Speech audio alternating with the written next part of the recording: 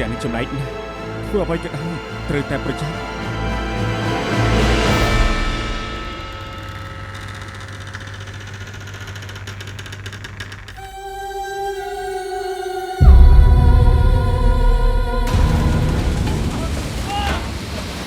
អូនស្រីទីនេះមានអ្នកស្លាប់បងសា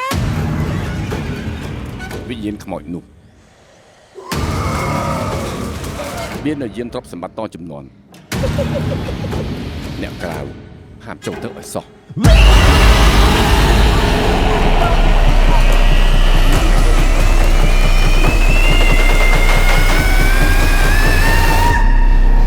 វិញ្ញាណខ្មោចប្រាជិតលុបលុនរបស់មនុស្សមកបង្កហេតុផ្សេងៗ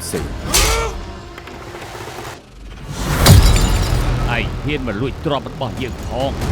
ផ្ទះនេះជាផ្ទះឪពុកយើងជាបងត្រូវបានជាប្រៃផ្ទះទៅដល់តែបដាបងរំលឹកតែរឿងហ្នឹង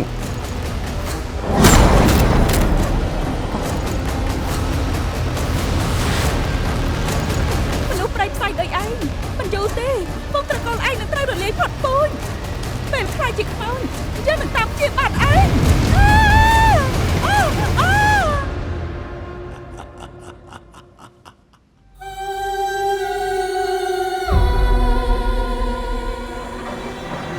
ឯងនឹងខ្លាយជាខ្មោចយាមទ្រព្យរបស់តកូលម៉ាយើង